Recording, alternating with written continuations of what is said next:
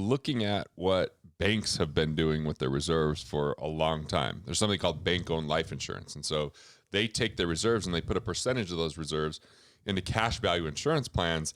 But these are high cash, low commission types of plans. And they do it with their executives.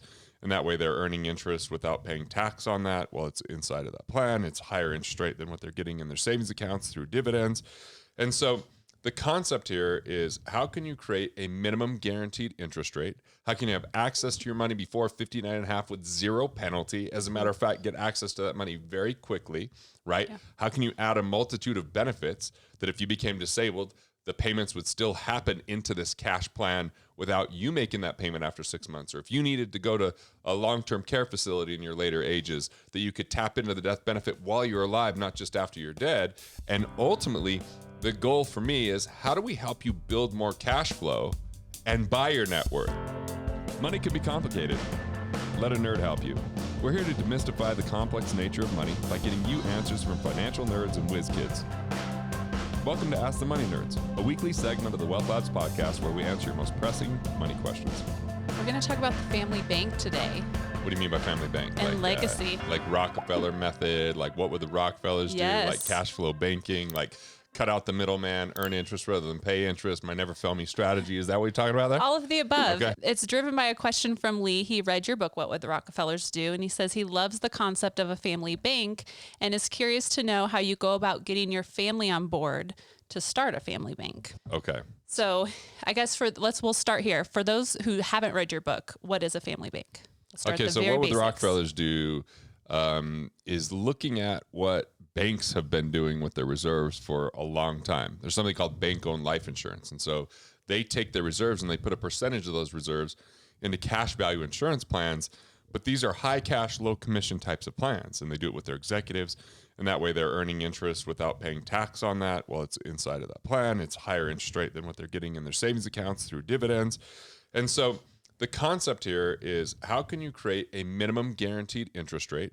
How can you have access to your money before 59 and a half with zero penalty? As a matter of fact, get access to that money very quickly, right? Yeah. How can you add a multitude of benefits that if you became disabled, the payments would still happen into this cash plan without you making that payment after 6 months? Or if you needed to go to a long-term care facility in your later ages, that you could tap into the death benefit while you're alive, not just after you're dead.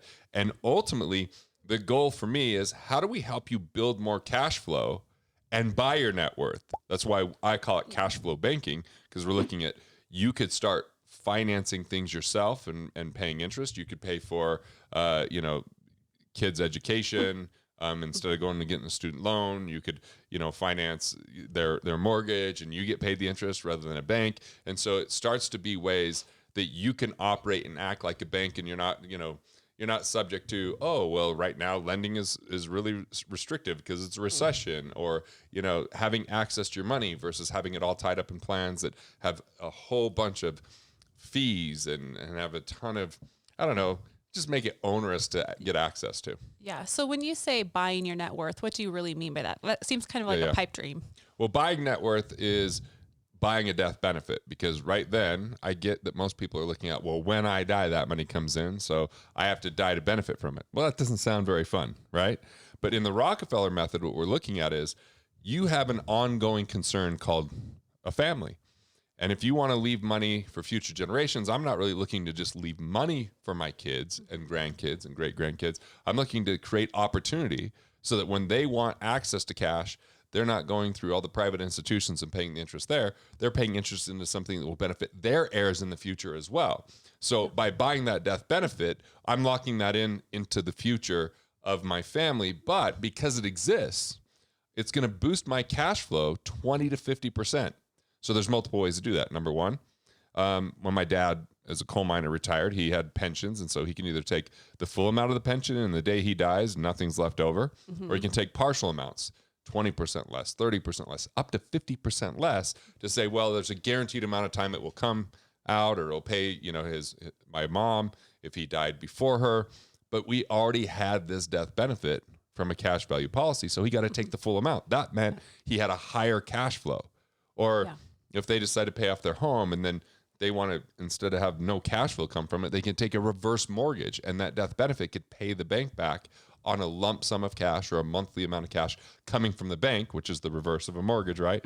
But it would be normally attached to the home. It's attached to the death benefit. So what I'm showing people to do is use that death benefit while they're alive as a way to unlock dead assets. In a way, and if people go to freewwrd.com, they can actually get a copy of What Would the Rockefellers Do? And there's an entire chapter on this because it's a big concept, and they can go, they can subscribe on the YouTube channel, and we have more videos on it. But it's that the cash value is one thing and the death benefit's another. The cash value is there to help build cash flow, and the death benefits help to enhance cash flow in the future and be the thing that's left behind so that you could spend all your money without disinheriting anyone. Yeah. So this is the concept of perpetual wealth. Perpetual wealth for sure. Yep. Okay. So let's go back to Lee's question about how do you start getting your family on board? So if he wants to take this concept that you just described, how does he begin recruiting family members to be a part of it? So and does he need to? So this is crazy. 2 days ago, I'm walking the streets of Antigua, Guatemala, and someone I met, I don't know how many years ago, but definitely right when Killing Sacred Cows came out, before he's even published. His name's Pablo, and he's a chef, and he's just driving by on the streets of Antigua. He's like, Garrett, and he tells me that his parents were like, hey, we're reading this amazing book. It's called What Would the Rockefellers Do? Oh, and he never, and so obviously something like that, free WWRD, is you can actually have them take a look and take a peek. Sometimes I find with family, it's best for them to hear outside of the family that it's a good idea than inside of the family. Yeah. So that's super helpful, but it really starts with the individual. So you'd start, like I would start with me. I was 19 years old or 18 years old, and I just started putting away $50 a month. And I started paying $262 per month away, right? And then I just kept doing more and more as I increased my income. So it began with me. Then when I got married, we got, policy on Carrie, my wife, and then now we have policies on the kids. And I sat down with my parents. It took me a long time to convince my mom on the whole concept of what we're doing, but now she's bought into it. So a lot of it has to do with education and conversation, but leading by example is by far the biggest way, and progress over perfection. It doesn't matter how much you put away, it just matters that you're doing something. Yeah. Yeah. And we know, and we hear about this a lot of times in our workshop too, how money personalities vary and money can create tension within families. Are there any contracts that you put in place to lay out so everybody's on the same page and to guarantee that everything will work? Or is this just like word of mouth and trusting one another? Well, there's really 3 key components that I work with, which are the family legacy rings. Okay. So the first family piece is the family office. This is a big part of the Rockefeller method because the Rockefeller family had so much wealth that they hired their own financial team that only worked for that family. That's where the name family office came from, right? So they had attorneys and accountants and fiduciaries and investment advisors. One cohesive team working. Cohesive team working on their behalf. So I like the thought of, okay, my heirs could have access to this financial team that I created, because at Wealth Factory, we built a virtual family office. We weren't just looking to work with one family. We wanted to take the same concept and work with a lot of people that normally wouldn't have access to it. So a family office is critical because I've already got my kids, where they're learning about it, and they're going to be coming to some of those meetings, and even though they're 12 and 14. The second piece is the family constitution. So family constitution is, for my wife and I, a 38-page document that we wrote that said, what are the most important lessons, philosophies, values, principles that we want to share so they could be signposts for the future generations to understand who we are and what we stood for, and that we're talking about how we can preserve, protect, and perpetuate wealth, because it's a dynamic way to have it in our language before the trust kicks in. So it's part of the estate plan. But then we've chosen 5 people that we say, if I'm not around, these are the 5 people that can influence our kids and that have some characteristic that I have, that if I'm around, I'll plan on doing it. If I'm not, they can kind of assist, that helps that they're prepared and that they know what to do moving forward, right? Then the third piece is the family retreat. So the family retreat is, when we were in Guatemala, we sat down and we're having a meeting over breakfast, and we're going through our family mission statement. And we signed up for a family 5K. So just thought you might want to know that. February 1st, we're in a family 5K. Yep. So the 4 of us, and because we're saying what's something we could do together, right? So we're investing in our heirs through experience right now. And we have policies on the kids. Yeah. owned by the trust that has the family constitution inside of it. And then we have a family office that's overseeing how all of this gets integrated and implemented. Yeah. So that's part of it, but it's simple just to start with. Get a overfunded cash value plan, and you can have the owner be whoever you want. It could be me or it could be my trust, right? Yeah. The beneficiary could be my trust and everything that we want to do there, so that there's benefit to the kids, and began with insuring myself. So then you can expand that. And so we've got people that have bought policies on their parents, and that's kind of like one way to do it, but not the only way to do it. And if you never did that, you could still just get it on yourself. If you don't have the health, you could get it on a spouse or on kids, right? So there's a lot of ways to implement this. Yeah. And it sounds like the family bank concept is just one portion of what you've designed to perpetuate and protect wealth, and I just want the concept of legacy, right? Because you're talking about passing on more than money. Yeah, I don't want. Yeah, we're banking values, but I also don't want my family to go and say, "All right, I want to get a loan," and then they've got to put 20% down, or else there's private mortgage insurance, and they've got to, they might do what my wife and I did when we were trying to buy a home. We were negotiating heavily and getting it priced down, and then someone came in with cash. Well, imagine if it's our family trust that's financing it. Yeah. It's the trust that's getting paid the interest rather than a bank. That money can come very quickly. We already know the heirs. They already know the board. So it's something that they could have been being prepared for along the way, not just right when it was time to think, oh, I want this, and starting from scratch. So can kind of teach them responsibility. And I'd rather our family make the money than banks. You touched on it a little bit earlier, but when is a person or a family unit ready to initiate a family bank? You said just when you were a single. Yeah, because they just start. I was single. When you put away some cash, you just start. You just get that overfunded policy so that you're getting in the habit. So you're building up some savings and liquidity. You have access to that cash when it's time, and then that can expand and grow just like it did for me 20 years ago. Yeah. That's great. So another piece of Lee's question was in regards to addressing corporate-owned life insurance policies. Do we want to touch on that? Yeah, I mean, corporate-owned life insurance policies make sense once you've maximized your personal insurance. So there's only a certain amount of insurance a company is going to give you. It's just like if I buy a car, they're not going to over-insure that car. I can't really go buy like a Honda Accord, insure it like a Bentley, then go crash that and be like, oh, I'll take my new Bentley, right? That's over-insured. There's an incentive for that. So when I'm getting life insurance, they're not going to over-insure me, so to speak. They're not giving me an amount that I want to go fake my death. You'll hear people say, I'm worth more dead than alive, right? That's kind of a concept. So that's erroneous. They're not really going to do that because they have parameters. So I always like to know, what will an insurance company issue me? How much? And is some of that going to be term? Is some of that going to be the overfunded cash value? And, just kind of, once I've maximized the personal side, then I didn't get my first corporate policy till just a couple years ago because I want to maximize all my personal stuff first. Yeah. So especially if you're not a business owner, and in the corporate side, I did something called premium finance, where the bank actually financed the policy owned by my corporation. Okay. So, that's great, but I'd already done everything I could personally to the point where I couldn't get any more. So maybe before diving into getting the life insurance policy, focus on your personal side and you're establishing your family bank first. Yeah, find companies that are over 100 years old. I prefer mutual companies, meaning they're not traded on the public stock exchange, so they're not spreading dividends amongst policyholders and stockholders and not having to make really short-term decisions. I want to see a minimum guaranteed interest rate of somewhere around 4%. I want to see multi-billion dollar companies. I want to see all A ratings. I want to see where I can put flexible amounts of money above the minimum. That's the overfunding that can help fuel the cash to be, it doesn't pay as much commission, so it might not be as enticing to some of the agents that are selling it, but it's going to be a great situation for the individual, because what we're trying to do is mimic how does bank-owned life insurance work? How would the Rockefellers have designed it? They didn't have to go and pay commission. They just get privately built. There's another thing called private placement life insurance, but usually you got to have $1 million a year that you're putting in for private placement. Yeah, that's a lot of cash. That means not a lot of people, right? are going to be able to do that. So we're trying to mimic what's the closest thing we can do with something that's available to pretty much everybody, and it's just in the design. So I've given a little bit of the criteria. The overfunding is what's called PUA, paid up additions, that you're putting more cash in. It's available as soon as it's in there.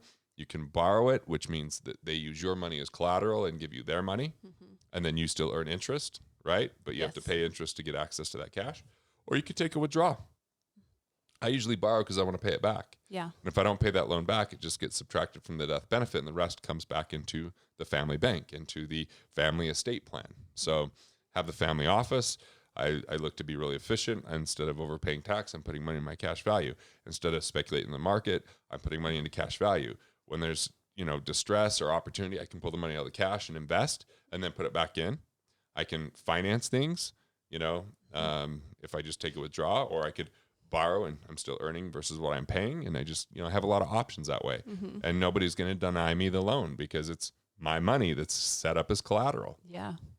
Yeah. Just kind of looping back to something that you said earlier around like getting your family on board, and it started with you and then your wife and your kids and then eventually your parents. Have you ever worked with people who have tried to incorporate siblings, like having a brother and a sister be a part of the family bank concept, or do you normally keep it as your core family? Yeah. So far, I would say the majority of people, it's more on the core family side of things, but when you look at the Rockefeller family, there's over 150 people, I think it's maybe 200, that are benefiting from that trust. Yeah. So everybody getting insurance to replenish that trust. Like for me moving forward, I bought the policies on my kids. I'll buy policies on their grandkids. The trust will continue to do that moving forward, but I don't have my sisters included in this plan. It's a little bit complicated on that side. It's a little bit easier. And I'm not saying it can't be done. It's just they've done it for themselves. So they've gone out there and implemented with the same people I went to and implemented this in their own life. My mom and dad have as well, but it's all kind of individualized where moving forward, my kids and their kids, they'll all have this overriding trust. They can go build stuff on the side and on their own. It doesn't all have to come back here, but I'll have the overall structure for them where they won't need to go to the banking system. Okay. I've seen 90+% of life insurance policies are just not designed properly. They underperform and they end up costing you years of precious time and way too much commission rather than your own cash. Today is about how you design a policy to your advantage. What up? Hey. Just like, what up?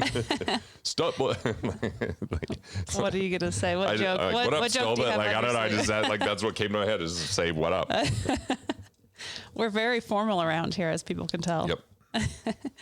Okay, Todd wrote in today, and his question, like you said in your intro, is actually a really fantastic question. I think a lot of people will be able to relate to who are in his similar situation. But before we dive into that, the financial word of the day today is fiduciary. Oh, Say nice. that 5 times fast. Yeah, fiduciary, fiduciary, fiduciary, fiduciary, fiduciary. There you go. You did much better than I thought. Much better than I would if I did that. So a fiduciary, and I want you to add to this because you have a lot of thoughts on this, but essentially a fiduciary is a person or an organization that acts in the best interest of another party. Right. Okay. So how does that apply to the fiduciary responsibility, right? Yes. So what if the best thing for you didn't have to do with getting them commission? They should be acting as a fiduciary in your best interest. I saw this for the first time when I was 22 years old and I saw a family office, which showed like this comprehensive financial team working on the behalf of a client, doing real due diligence and analyzing everything. And they were just paid to be part of that, not paid for the transactions, but they also were looking to advance that client's interest. So there have been new rules that have come out with fiduciary responsibility for financial advisors.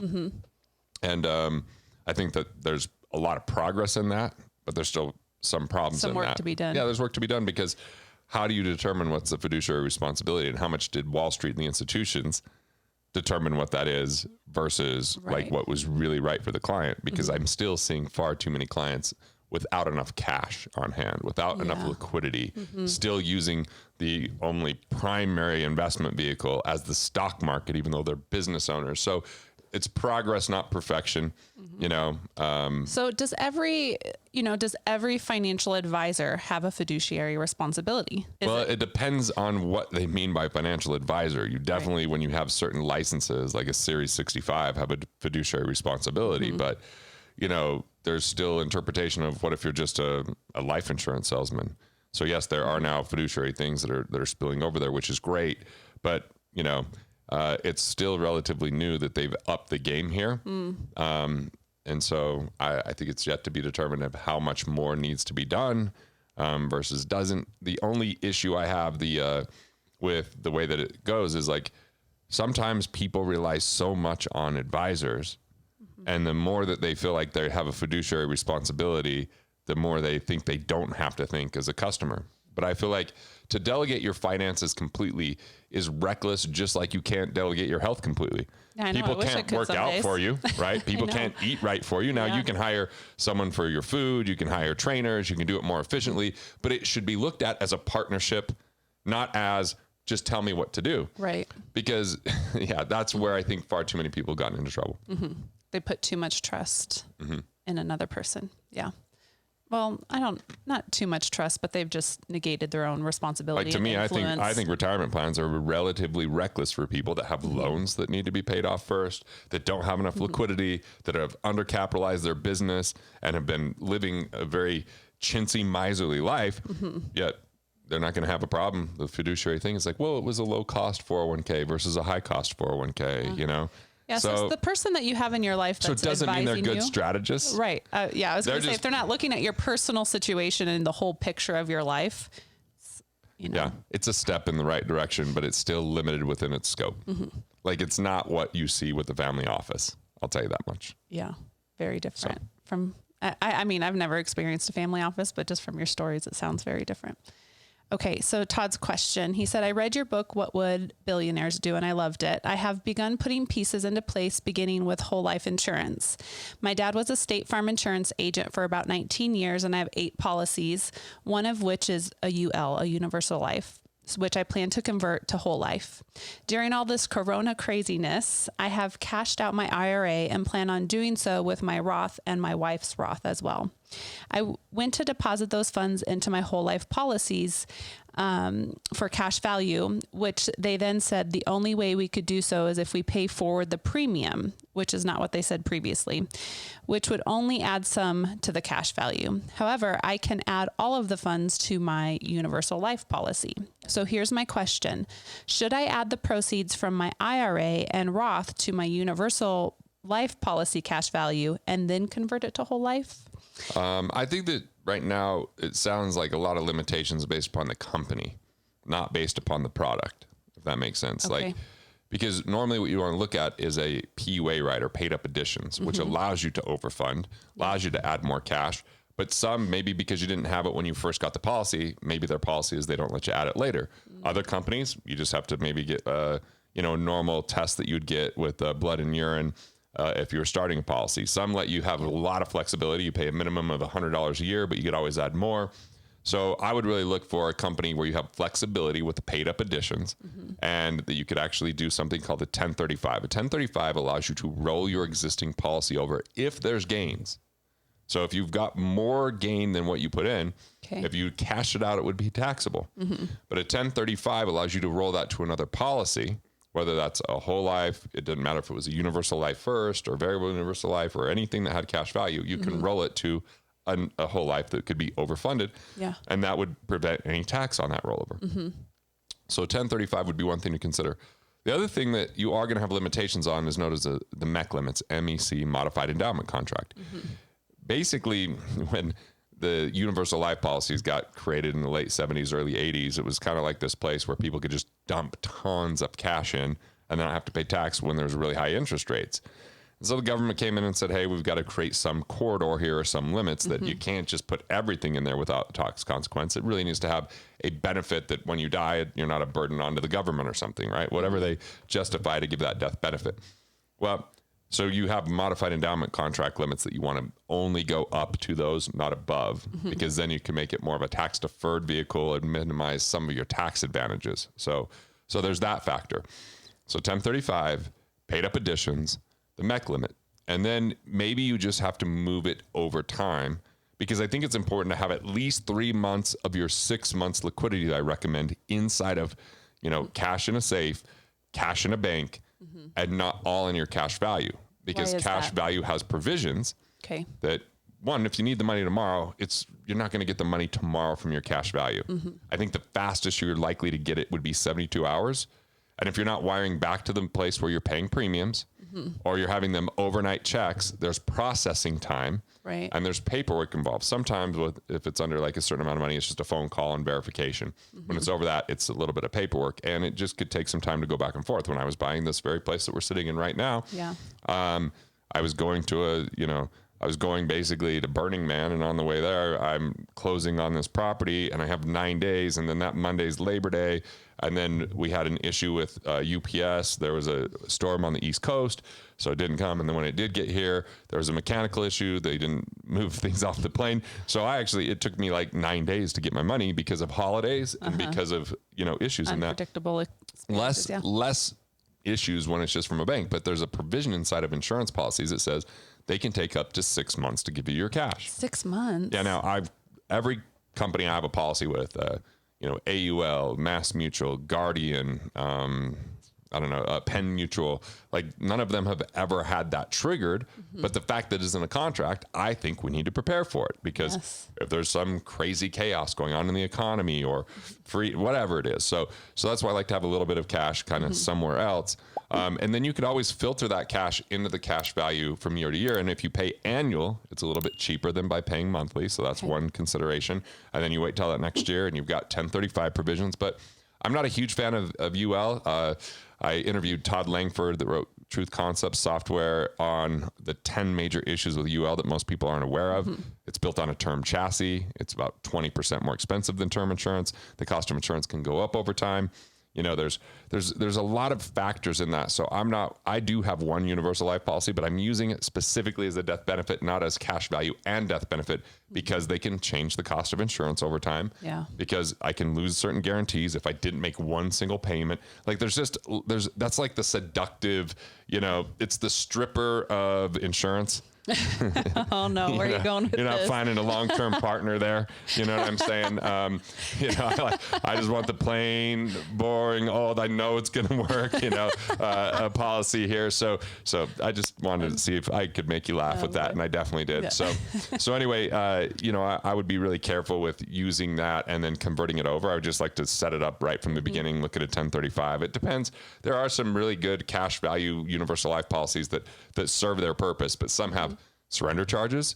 So it limits how long you have to, it limits how quickly you can move it, and you have to stay in it longer. So that's one of my major issues with that.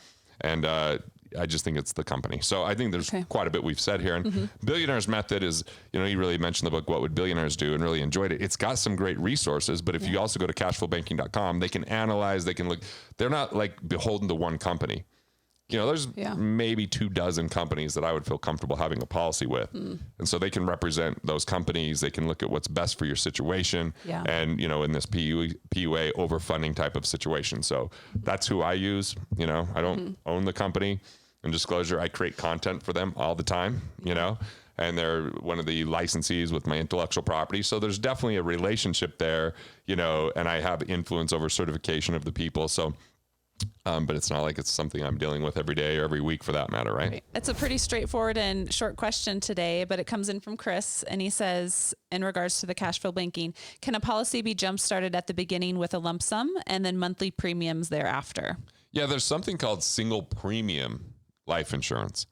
The problem is single premium immediately does something called MECing, MEC, modified endowment contract. Have you heard me talk about this before? I haven't heard you talk about MECing. This. We're just going to teach Stolba. I'm learning right along with everyone. Here we go. So MEC means that it's going to be treated more like an annuity almost. Like you put so much money in it that corridor between your cash value and your death benefit has been crossed. See, in the late 70s, E.F. Hutton kind of really created universal life. And it was a way to take advantage of really high interest rates at the time. And they wanted to put it in insurance where there was this kind of tax benefit. Well, they would stuff so much cash in there, the government was kind of like, well, we need to put some type of limit on that. And that's the modified endowment contract. So if you do a one-time premium, it's probably going to be a modified endowment contract. But you can do a lump sum up to that level. Okay. And then there's something called PUA or paid up additions. Paid up additions. Yep. You can put extra cash above and beyond the base, the base policy. And that goes up to that modified endowment contract. But typically, if you max that out from day one, you're kind of paid up after 7 years. It's called a 7-pay test. Okay. Okay. So So yeah, modified endowment contract. I once did this with one of my policies by putting in too much money. I hurried and took that money back out before it became official. And there's software that kind of looks after that. But the difference is when you put money into a cash value insurance policy, it's treated FIFO. You've first in, first out. Look at this.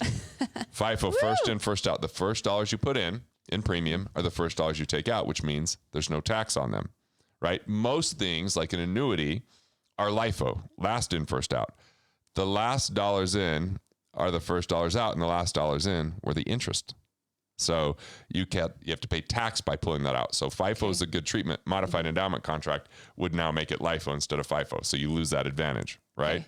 So you want to fund it only up to that limit. When you borrow from your cash value, there's no tax on that, right? Because it's a loan from the insurance company. They let your money act as collateral. You still earn interest on that. Now, there's direct recognition or non-direct recognition. So we're getting in the weeds here for just a minute. Direct recognition is like, okay, we know that you have this loan out there, so we might change the interest rate that we pay you. So that could actually impact you and maybe even create a spread, right? Where you're paying a little bit more than you're earning.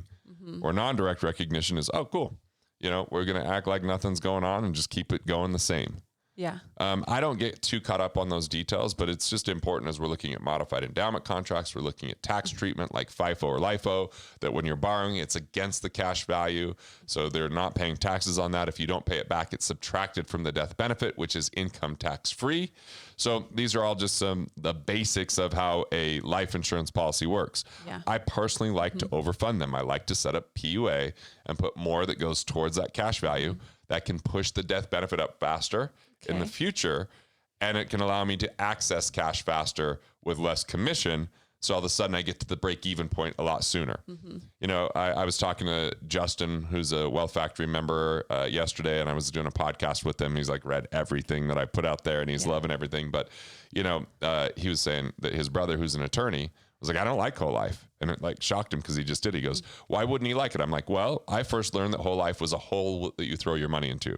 Doesn't sound like something to like, is it? Absolutely not. Not referred to that way. So I was like, but then I started looking how most of the policies are designed and the companies that design them. Most of them take so long, 10 years. Some are as bad as 20 years to break even. Can you imagine? Like you're going to do better in a savings account for crying out loud. So we have to find the right types of companies, which I prefer mutual companies that are owned by the policyholders versus stock companies, which are owned by the stockholders. So when there's a distribution, it just goes to the policyholders, not to the stockholders and the policyholders. That's one thing I look for. That's a really good thing to know. Right. The next thing I'm looking for is what are their PUA provisions? Can I put a little bit in and put more in later, or is it fixed from the time that I start? That's another thing I'm going to consider. I'm looking at, multi-billion dollar companies or $1 trillion company like Mass Mutual that I have a policy with. So I'm looking at those factors. So I want to see really early cash value, but I want to see long-term healthy performance. And I'm looking at kind of the mix between that. So I've got policies with Mass Mutual, with Guardian, with One America, also known as AUL, Emeritus, which I don't love them, but I have policies with them and they're old, so I just keep them. So I've got various policies, and Penn Mutual is the last company. So there's a couple dozen companies that you could do this right, but a lot of people haven't done it right. They're looking at policies from the 1950s that the death benefit didn't go up over time. So I think it's important to realize that whole life has a guaranteed premium that they can never ask for more, a guaranteed cash value that once it's there, it's yours, a guaranteed minimum interest rate that you're earning, right, and a guaranteed death benefit. There's people that have gravitated towards other policies like universal life policies or, other hybrid policies like indexed universal life being probably the most popular today, that they can change the cost of insurance. And that cost of insurance can start eating away at your cash value, or not a non-payment can negate your guarantees. So it's important to kind of see what you really have. A lot of them work the same way as far as the loan provisions, and a lot of them work the same way as far as modified endowment contracts or lump sums that you could put up front to accelerate what's going on. But hopefully this gives people a little bit bigger idea of what's happening here without confusing them. Did it all make sense to you is the question, Stolba? Well, I'm going to have to rewatch this video myself. I feel like that if someone's just starting out, I think there's a lot of terminology that you brought to the table that just even having an awareness about, they'll be able to go investigate more deeply before they have the conversations, be able to look at the contract with a little more insight and know that they're getting into, something that is a good fit for them. But it's just, don't be discouraged if this feels new and feels overwhelming. Like, rewatch the videos, listen to it multiple times. But just, I think people building up the vocabulary around financial literacy is really important, so they know what kinds of questions that they can ask when they go and they're researching these policies or trying to find the companies that they want to work with.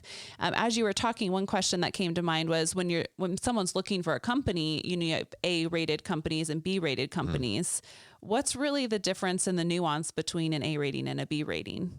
Look, I'd be heavily concerned with B ratings. It's usually the kind of companies I see there are more like term shops. They're really just trying to sell the cheapest policies possible.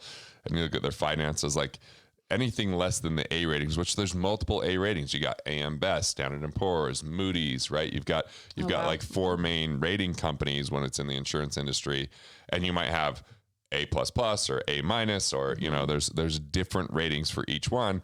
And I think when you're in the B's, it's a little bit more concerning, especially if it's cash that you're storing there as well as the death benefit. Yeah. So is any A rating considered a good move, or is there one that's better than the other? I mean, obviously, if you got like the perfect ratings, but some of these companies get marks because they sell disability insurance and they might be facing more risk of claim on that, or maybe how they manage their portfolio. Maybe they have a little bit more in the stock market, which most of these general accounts don't have that much.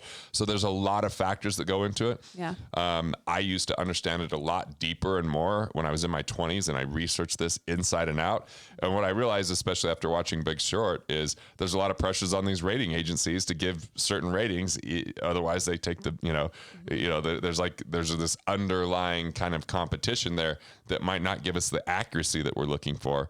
So you can only rely on those to a certain degree. But I'm saying if we're in, I don't care if it's B+, I want only A ratings across the board, even if it's A- here or there. I want to know maybe why that's happening.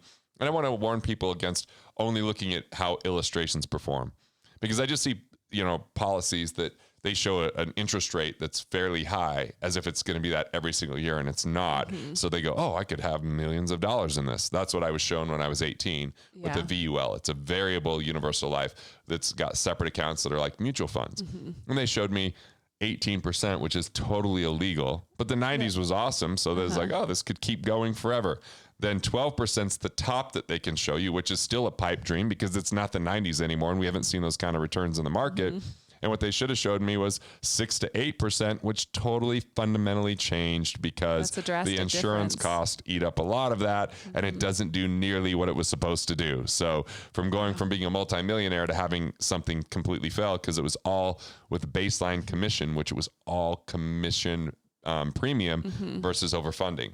And I know that, some of these insurance agents don't want to overfund because they just want to get paid as much as they can, but I'd rather see them do what's right and get paid a little bit less and just help more people. Right.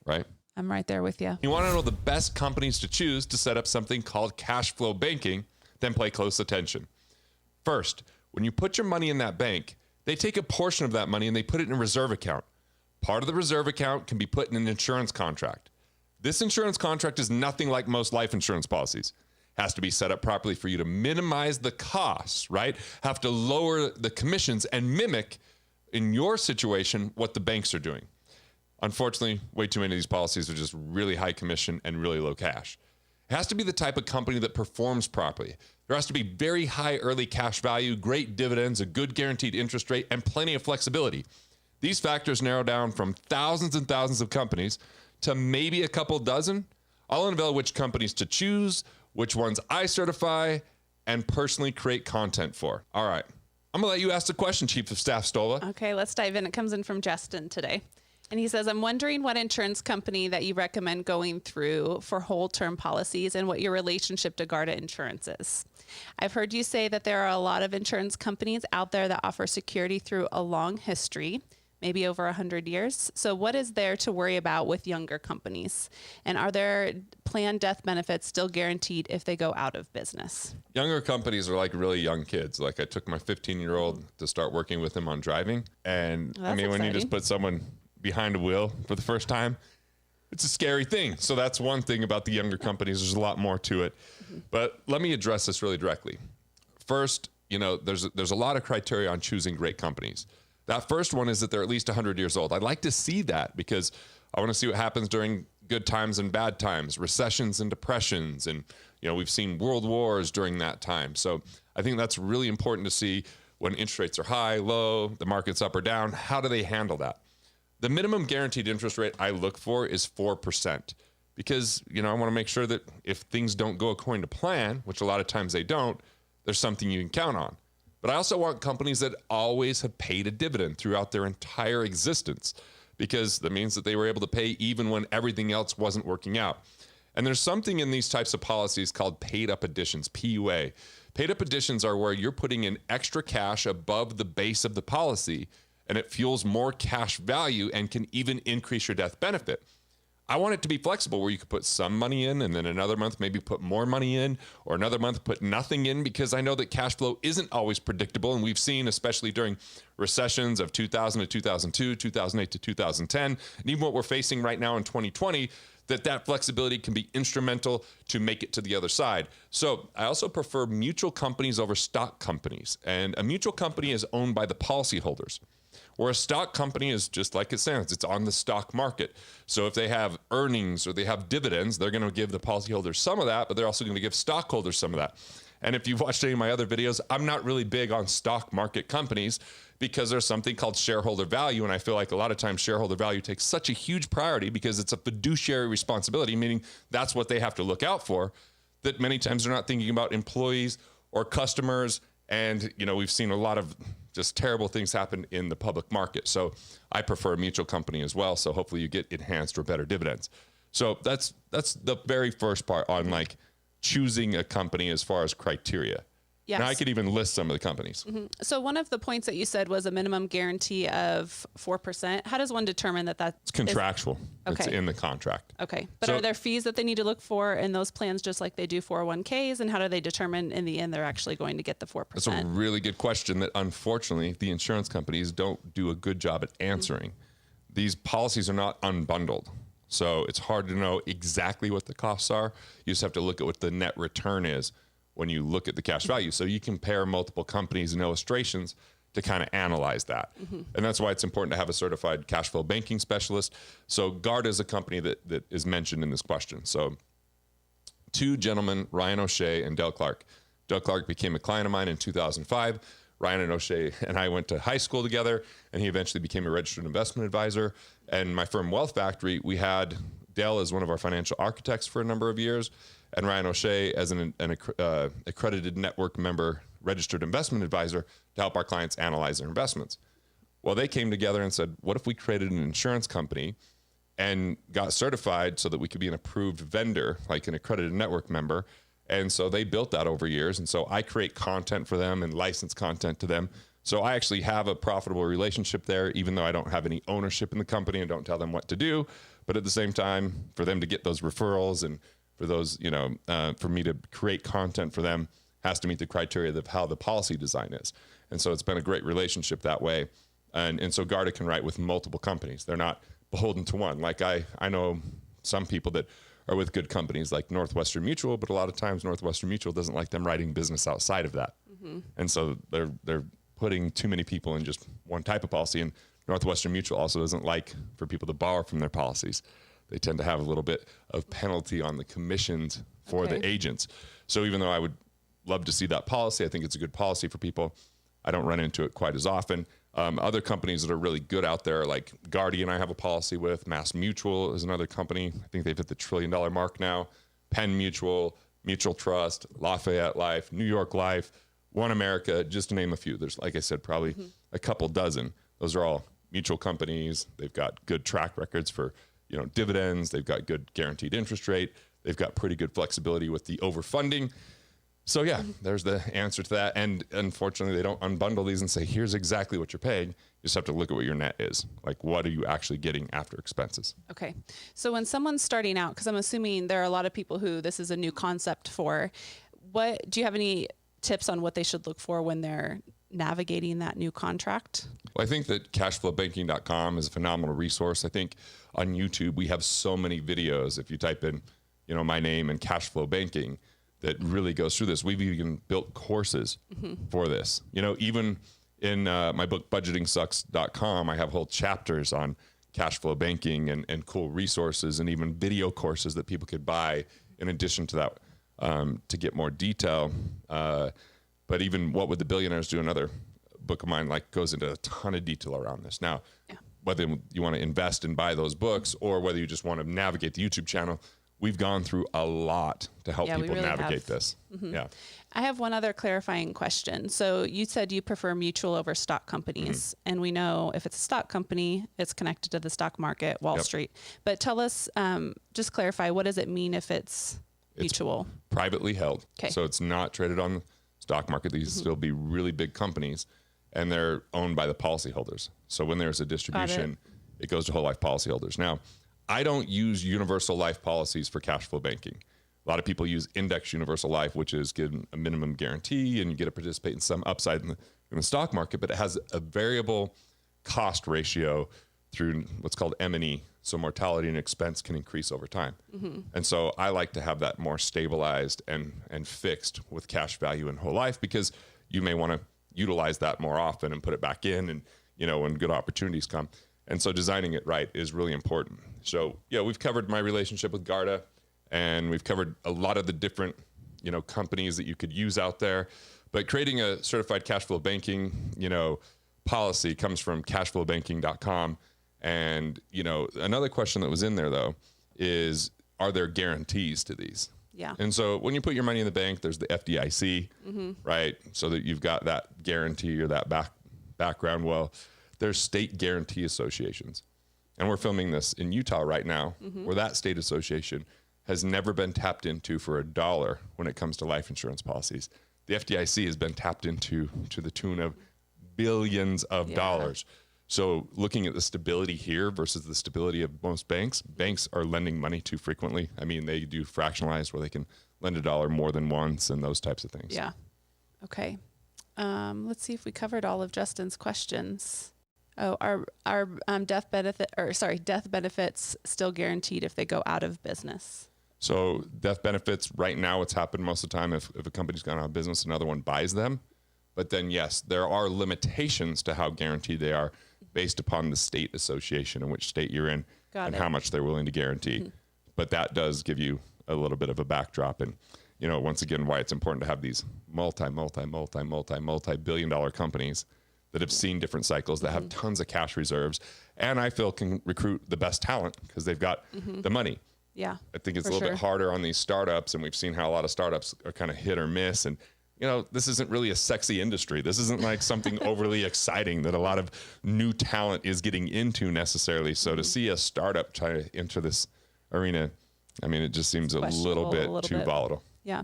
So we know on your YouTube channel that there are a lot of people who are starting off their journey of building their financial literacy. So if someone's learning about these policies for the first time, when is a good time for them to get started? How much can they start putting into it if they don't have a lot of money? I started when I was 19 years old with $50 a month. Okay. So wasn't married, didn't have kids, just started somewhere, right? And then there's people that are putting, there's people doing private placement life insurance, which starts at $1 million minimum to put into it. So there's the whole gamut. Want to master your money?